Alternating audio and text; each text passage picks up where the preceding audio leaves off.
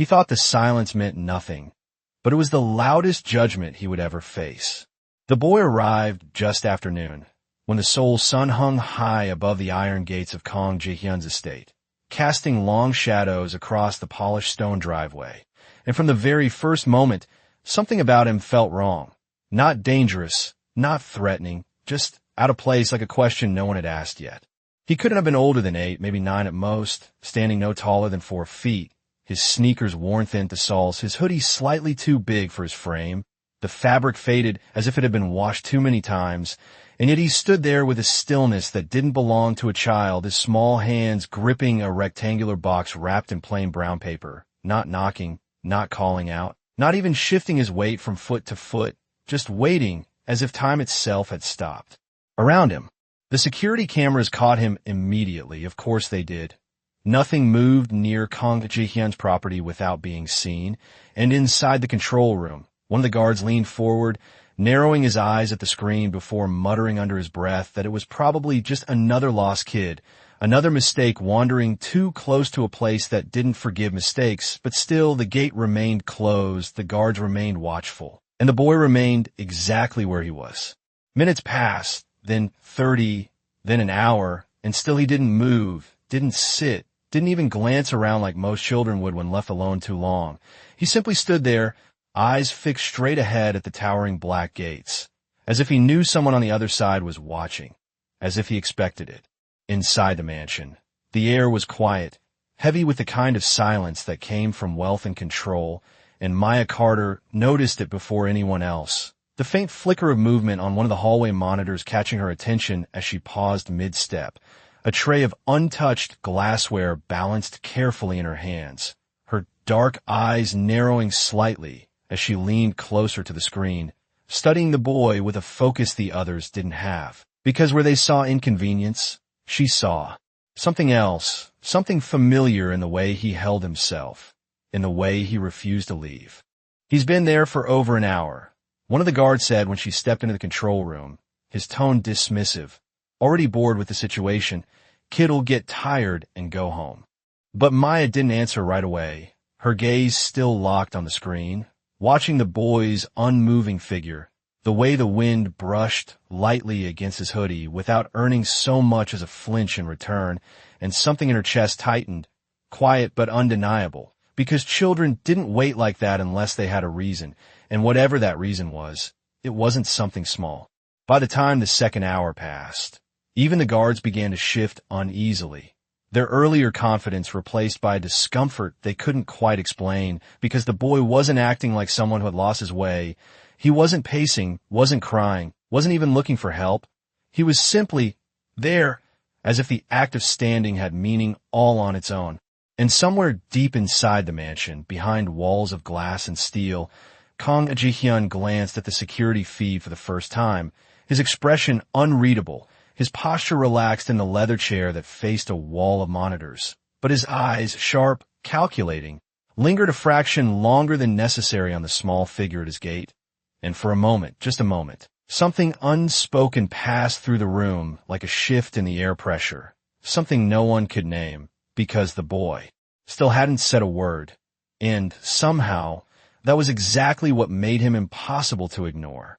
By the time the third hour began, the sun had shifted just enough to cast the boy in shadow, and yet he had not moved an inch, his small figure now outlined against the towering black gates like something carved in a place rather than standing there by choice.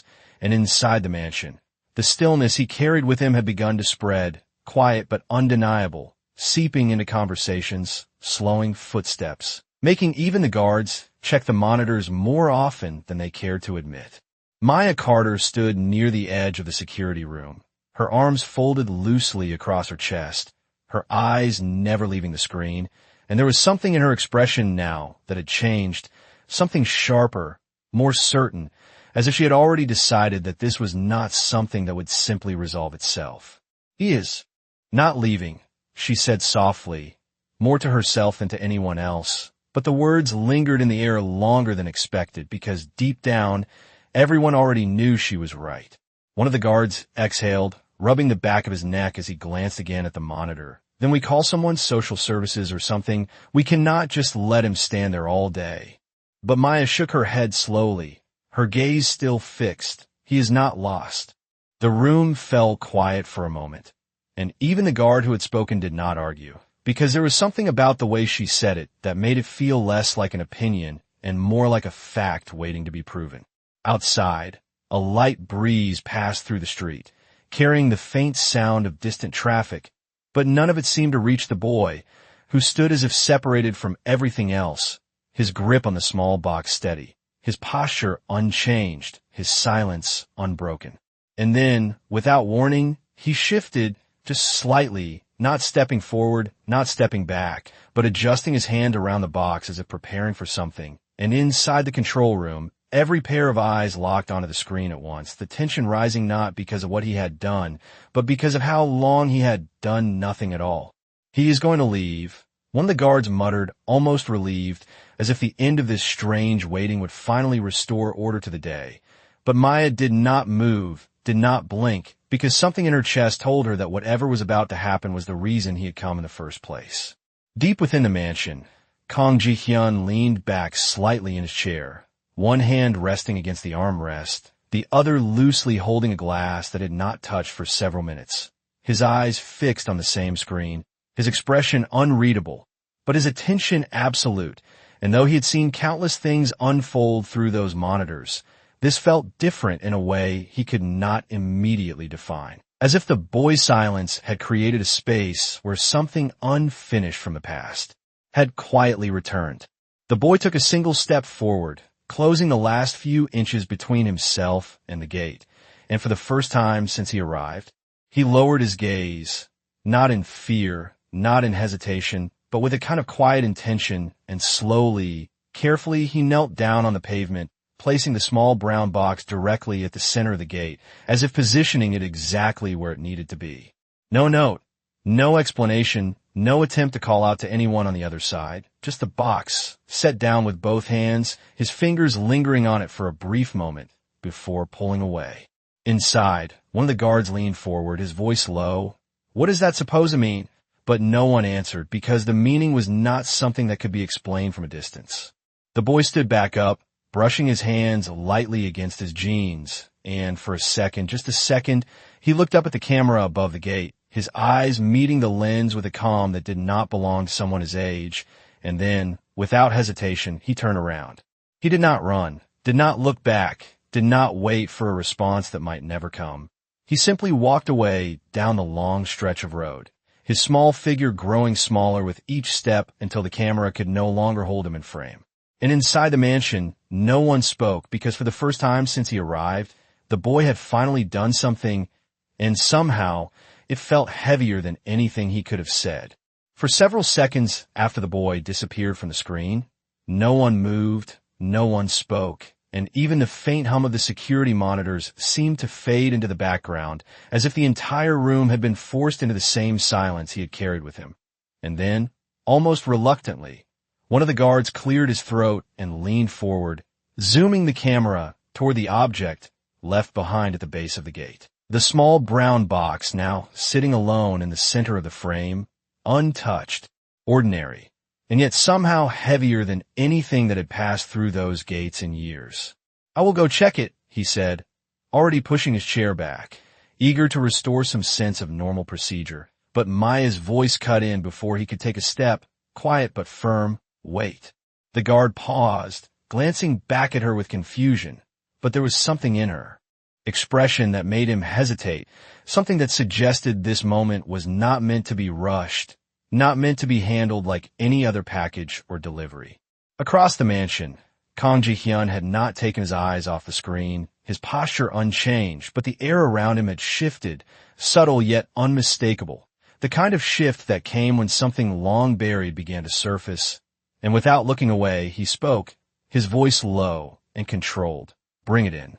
The command was simple, but it carried weight, and within moments, the gate opened just enough for a guard to step through, his movements cautious, measured, as he approached the box as if expecting it to reveal something more than it appeared to be. And when he finally reached it, He crouched down, studying it briefly before lifting it with both hands, his brow tightening slightly at the unexpected lightness of it, as if whatever it contained was not meant to impress, but to be understood. Back inside, Maya followed closely as the box was carried through the long marble hallway, her eyes fixed on it with the same quiet intensity she had shown from the beginning. And though she did not say a word, her presence alone made the moment feel less like routine and more like something unfolding. The box was placed gently on the large wooden table in Kang Ji-hyun's study, its surface smooth and untouched, the brown paper wrapping slightly worn at the edges, and for a brief moment, no one reached for it. No one broke the stillness that had settled over the room, because somehow, opening it felt like crossing a line that could not be undone. Kang Ji-hyun stood slowly, setting his glass aside without a sound, his gaze fixed on the box as he stepped closer, each movement deliberate, controlled, as if he were measuring not just the distance, but the weight of what might be waiting inside. Maya remained near the doorway, her hands clasped loosely in front of her, watching not the box, but him, as if she understood that whatever was about to happen would not be contained within cardboard and paper, but within the man standing before it. He reached out, his fingers brushing lightly against the edge of the wrapping before pausing for just a fraction of a second, a hesitation so small it might have gone, unnoticed by anyone else, but it was there, real and undeniable, and then, without another moment of delay, he pulled the paper back. Inside, there was no elaborate packaging, no layers to unfold, just a few simple items placed carefully within, as if arranged with intention rather than carelessness. And at the very top lay a photograph, slightly faded at the corners, its surface worn by time rather than neglect. Kang Ji-hyun's hand stilled as he picked it up, his eyes scanning the image. And for the first time since the boy had appeared, something in his expression changed. Not dramatically, not outwardly, but enough to be felt, a quiet fracture beneath the surface of control. The room remained silent, the kind of silence that pressed in from all sides. And though no one else could yet see what the photograph revealed, it was clear from the way he held it, from the way his gaze lingered just a second too long, that whatever the boy had left behind was not random, not accidental, but something chosen with precision, something that had found its mark without a single word being spoken. The photograph was not remarkable at first glance, just a simple image printed on cheap paper, the kind you could get from any corner shop, but the longer Kang Ji-hyun looked at it, the heavier it became in his hand, as if the weight did not come from the paper itself, but from what it carried back with it, something unfinished, something he had not expected to see again. It showed a woman standing in front of a modest apartment building, her posture straight but her expression soft, a quiet kind of strength in her eyes, and beside her, barely reaching her waist, stood a small boy, younger than the one who had just left the gate, his hand wrapped tightly around hers, as if it were the only thing keeping him steady in the world. The background was ordinary, faded brick, a narrow street. Nothing that belonged anywhere near the polished marble halls of this estate, and yet the contrast only made the image sharper, more defined, more difficult to ignore. Maya took a slow step forward, her eyes shifting from Kang Ji-hyun's face to the photograph. And though she could not yet see it clearly, she felt the change in the room, the way the air had tightened, the way even the guards had unconsciously straightened, as if they were witnessing something they were not meant to understand. Kang Ji-hyun did not speak, did not explain, but his thumb brushed lightly across the edge of the photograph, a small, absent motion that revealed more than any words could have, because it was not the gesture of a man seeing something new, it was the gesture of a man recognizing something he had tried to forget. Beneath the photograph, there were two more items in the box, placed with the same careful intention. And as he set the image down on the table, his hand moved to the next object, a small, worn key attached to a faded plastic tag, the kind used in older apartment buildings, the numbers barely visible but still readable if you looked closely enough. For a moment, his fingers tightened around it, not enough to show tension, but enough to betray that this, too, was not unfamiliar. The room remained silent, waiting, watching, but no one dared to interrupt, because whatever story was unfolding here did not belong to them. Maya's gaze lingered on the key, her brow furrowing slightly as she tried to piece together what she was seeing, the fragments of a life that existed far outside the walls of this mansion, a life that someone had brought back and placed, quite literally, at the gate. And then there was the final item, resting at the bottom of the box, a single folded piece of paper, unmarked on the outside, its edges slightly creased as if it had been handled many times before being placed here. Kang Ji-hyun stared at it for a brief moment before picking it up, unfolding it slowly, deliberately, and as his eyes moved across the words written in careful, uneven handwriting, something shifted again, deeper this time, more visible, like a crack forming beneath a surface that had once seemed unbreakable. No one else could read the note from where they stood, but they did not need to, because the change in him was enough, the way his shoulders seemed to hold just a fraction more weight, the way his breathing slowed, as if each word carried something he could not easily set down. Maya watched him closely, her expression no longer just curious, but understanding in a way she had not expected, because whatever was written on that page was not just information. It was a message that had found its way to exactly the person it was meant for. Kang Ji-hyun lowered the paper slightly, his gaze no longer on the words, but somewhere beyond them, somewhere far from the room he stood in. And for the first time since the boy had appeared, there was no calculation in his eyes, no distance, just a quiet, unsettling recognition. The boy had not asked for anything, had not demanded answers, had not even waited to see what would happen next. And yet somehow, he had left behind everything that needed to be said. And as the silence had settled once more around the room, it became clear that whatever the boy had taken with him when he walked away, it was something Kang Jae-hyun could not get back. The note was written in a child's hand, the letters uneven, some too large, some pressed too hard into the paper, as if each word had taken effort, not just to write, but to decide, and for a long moment, Kang Ji-hyun did not move after reading it. His eyes fixed on the same lines as if they might change if he looked long enough. But they did not. They remained exactly what they were, simple and direct in a way that made them impossible to ignore. My mom said you would understand this. It began, and beneath that, a second line, written more carefully, as if the boy had taken extra time to make sure it was clear. She waited for you, but you never came. The words were not accusatory in tone, not angry, not even emotional in the way adults might expect. And that was what made them land harder, because they carried no attempt to persuade, no attempt to explain, just a statement left behind like the box itself, something placed at the gate and walked away from. The room remained silent, but now the silence felt different, heavier, as if it had shifted from observation to realization. And Maya felt it before she fully understood it. The quiet tension that settled into Kang Ji-hyun's shoulders, the way his hand remained still on the paper, not tightening, not trembling, but no longer entirely controlled either. She stepped closer, just enough to see the note from where she stood, her eyes scanning the words quickly, before lifting back to him.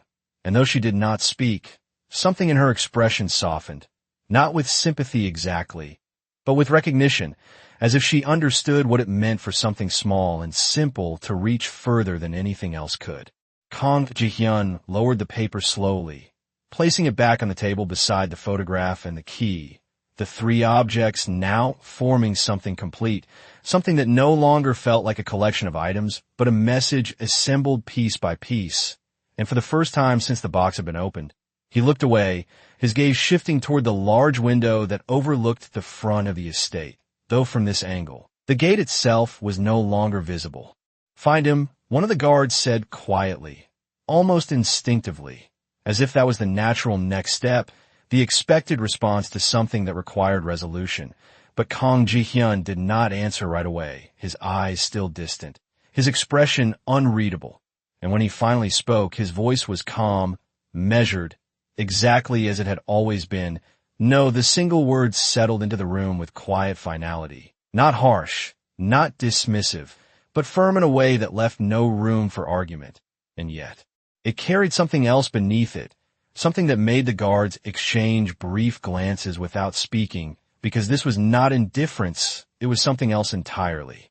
Maya watched him carefully, her head tilting slightly as if she were trying to understand the shape of the decision he had just made, because it did not fit the man she had come to know, the man who controlled outcomes, who closed loops, who did not leave questions unanswered.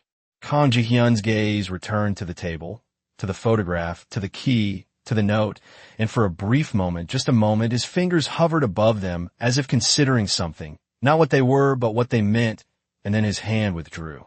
The boy had not come to ask, had not come to demand, had not even come to stay long enough to hear a response. And in that absence, he had done something far more difficult. He had removed the possibility of resolution, leaving behind only understanding. He already got what he came for, Kang Ji-hyun said quietly, not looking at anyone in particular, and though the words were simple, they carried a weight that settled into the room just as firmly as the silence had before. Maya's eyes lingered on him for a second longer before shifting back to the table, to the small, ordinary items that had changed something she could not yet fully name. And outside, beyond the walls of the estate, the road where the boy had walked away remained empty, as if nothing had ever happened there at all. And yet inside, nothing felt the same, because whatever the boy had taken with him when he left, it was not something that could be returned, no matter how far Kang Ji-hyun was willing to go. That night, the mansion did not return to its usual rhythm. Even though nothing outwardly had changed, the lights still glowed warmly against polished marble. The staff moved quietly through their routines, and the gates remained firmly closed.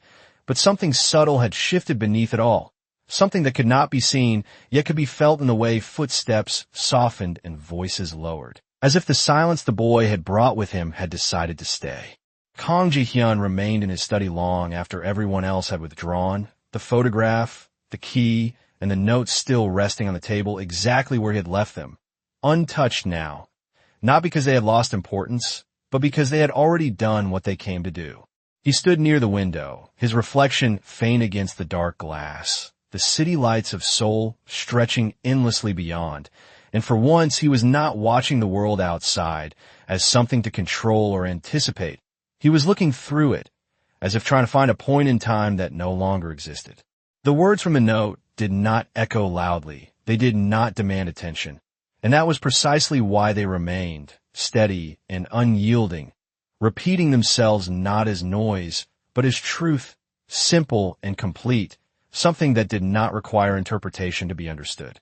He turned back toward the table slowly, his gaze settling once more on the photograph. And this time he did not just look at it, he saw it. The details he had recognized earlier now clearer, sharper, impossible to dismiss. The building in the background was one he knew, not from memory in the way one recalls a place, but from something deeper, something tied to a decision made long ago, a decision that had seemed necessary at the time, justified, even distant enough to forget. His fingers hovered over the image again before finally lifting it. And as he studied it more closely, the distance between then and now began to narrow, not in years, but in consequence. Maya remained outside the study door, not intruding, not leaving, her presence quiet but intentional. And though she could not see inside, she did not need to, because the stillness within the room spoke clearly enough. She had seen many moments unfold in this house, moments of power, of control, of calculated outcomes, but this was different. This was not something being decided. This was something being realized. Inside, Kang Ji-hyun set the photograph back down beside the key, his eyes shifting to the small plastic tag attached to it, the numbers worn but still legible. And for a brief moment he closed his eyes, not in exhaustion, not in frustration, but in recognition, because there are moments when the past does not return as memory, but as understanding, and when it does not ask for permission. The boy had not needed to explain where the key belonged, had not needed to say who the woman in the photograph was, had not needed to tell him what had been left unfinished, because all of it was already there, waiting to be seen. The clock on the wall ticked softly, marking time in a way that suddenly felt irrelevant, because this was not about time passing. This was about something that had never been resolved. Kang Ji-hyun exhaled slowly, his hand resting lightly on the edge of the table. And for the first time since the box had been opened, there was no distance left between him and what it contained.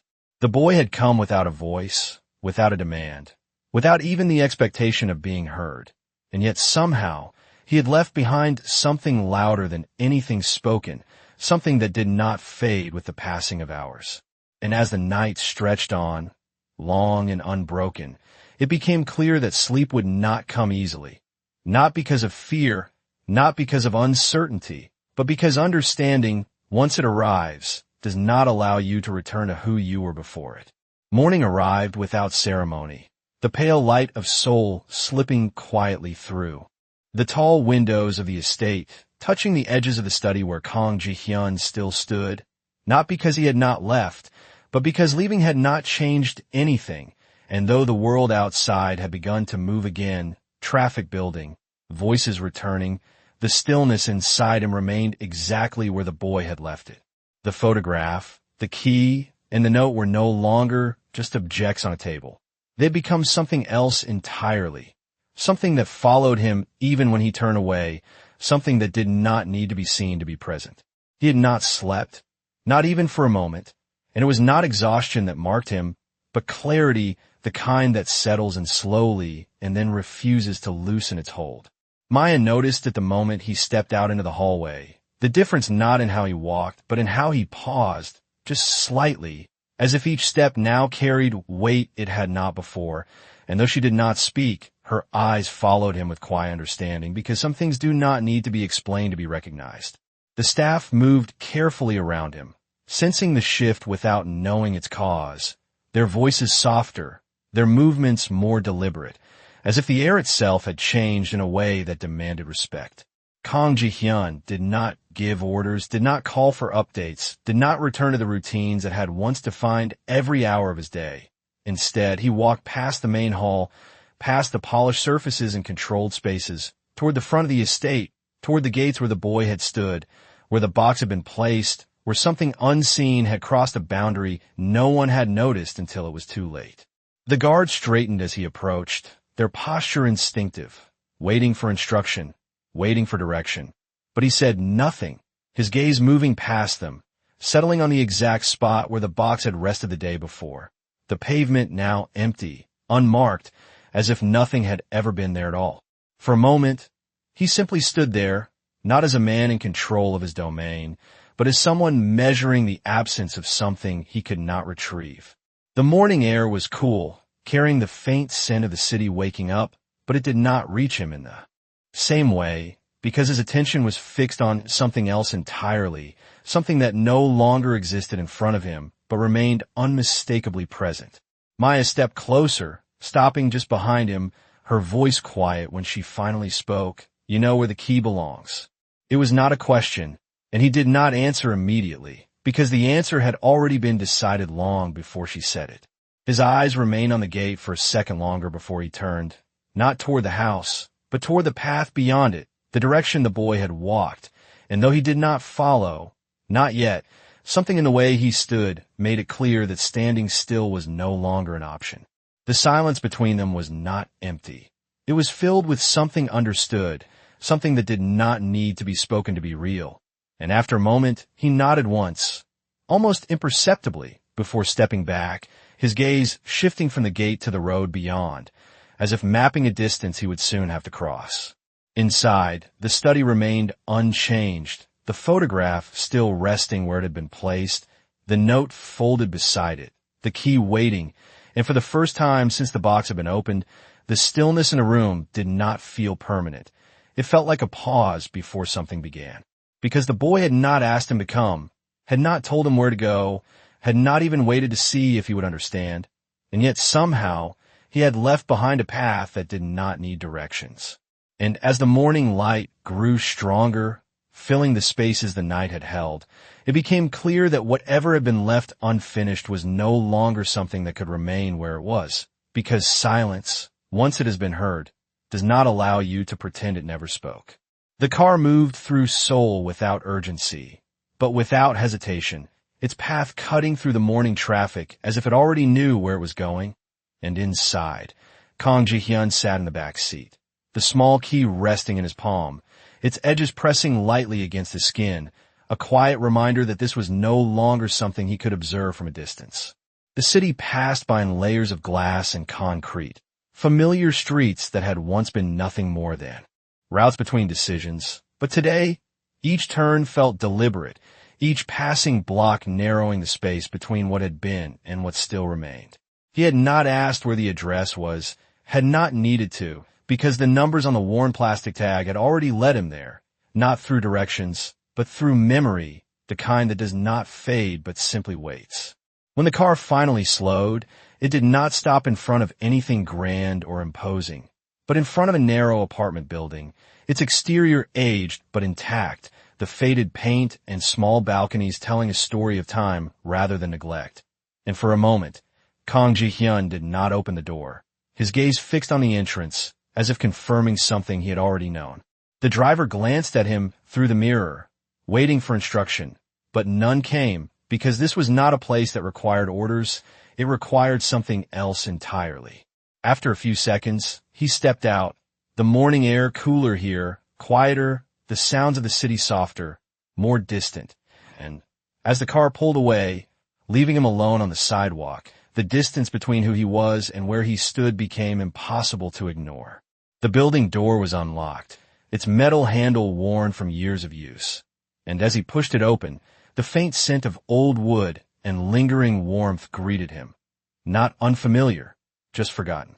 The hallway inside was narrow, the lighting dim but steady, and each step he took echoed slightly, not loudly, but enough to remind him that he was no longer moving through spaces designed to absorb sound, but through ones that allowed it to exist. He stopped in front of a door halfway down the hall, the number matching the one on the key, the small metal plate slightly crooked, as if it had been replaced more than once. And for a moment he did nothing, his hand hovering just inches away, not from uncertainty, but from recognition, because opening this door was not about entering a room, it was about stepping into something he had left behind. Slowly, he inserted the key. The motion simple, familiar in a way that did not come from repetition, but from something deeper, and as it turned with a soft click, the sound echoed in the quiet hallway, marking a moment that did not need to be announced to be understood. Inside, the apartment was still, not abandoned, not untouched, but preserved in a way that suggested care rather than absence. The furniture modest but arranged with intention, the light filtering in through thin curtains that softened everything it touched. There were no signs of chaos, no signs of neglect, just a quiet space that had continued to exist without him. His eyes moved slowly across the room, taking in the details not as a stranger would, but as someone piecing together something that had never fully left, the photograph now no longer just an image in his hand, but a place around him, real and undeniable. On a small table near the window, there was a frame, the same photograph, placed carefully, its edges cleaner, its presence deliberate, and beside it, a second frame, one he had not seen before, showing the same boy from the gate, older now than in the first image, standing alone, his expression calm, steady, the same quiet certainty in his eyes. Kang Ji-hyun stepped closer, his gaze fixed on the two images side by side, past and present aligned without explanation, and for the first time since the boy had walked away, the meaning of what had been left behind began to settle fully into place. The boy had not come to ask him to remember. He had come to show him what had never been forgotten. And as Kang Ji-hyun stood there, in a room that held both what was and what had been, it became clear that the silence he had carried with him had not been empty at all.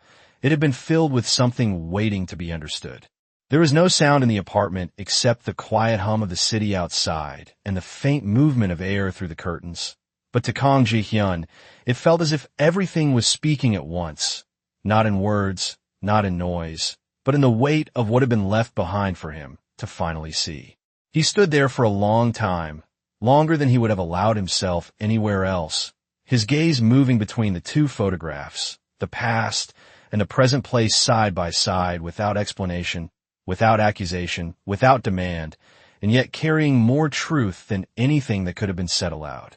The boy in the second frame looked directly into the camera, not smiling, not posing, just standing with the same quiet stillness he had shown at the gate, and now, Seeing him here, in this place, it was impossible to pretend that his presence had been random, that his silence had been empty, because everything about it had been intentional.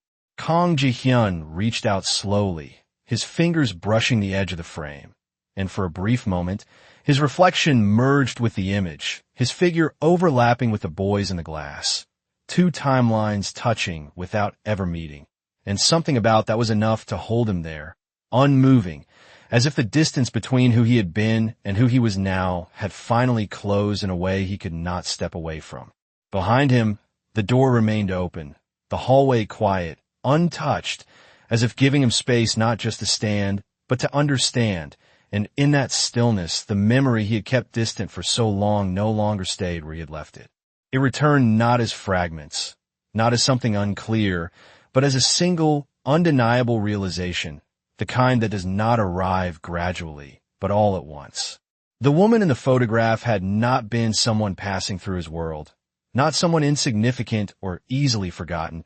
She had been someone who had stood in front of him with the same quiet patience the boy had shown, someone who had waited not for power, not for favor, but for something far simpler, something he had chosen not to give, not because he could not, but because at the time, it had not seemed important enough to change anything for. And now, standing in the space she had once called home, seeing the life that had continued without him, the truth settled into place with a clarity that left no room for denial. The boy had not come to accuse him, had not come to ask for anything, had not even stayed long enough to see if he would follow, because he did not need to. The message had already been delivered, complete and unchangeable. Kang Ji-hyun lowered his hand slowly, his gaze shifting once more to the photograph of the boy. And for the first time since this began, there was no question left in his eyes, no distance, no hesitation, just understanding, quiet and absolute. He turned then, not abruptly, not with urgency, but with intention, his steps measured as he moved toward the door, toward the hallway, toward the world outside this small apartment. And though nothing around him had changed, everything within him had. The key remained in the lock for a moment longer before he removed it, holding it briefly in his hand before placing it gently on the table beside the photographs, not as something returned, but as something acknowledged. He did not take anything with him when he left, not the note, not the images, not even the key, because none of it belonged to him anymore, and perhaps it never had. Outside, the city moved as it always did, unaware of what had just shifted within one man, unaware of the quiet line that had been crossed without sound or spectacle, and as Kang Ji-hyun stepped back onto the street, the morning light falling across his path, it became clear that what the boy had taken with him when he walked away was not something that could be seen or held. It was something far more final. And that day, without a single word spoken between them, the world remembered what dignity looks like.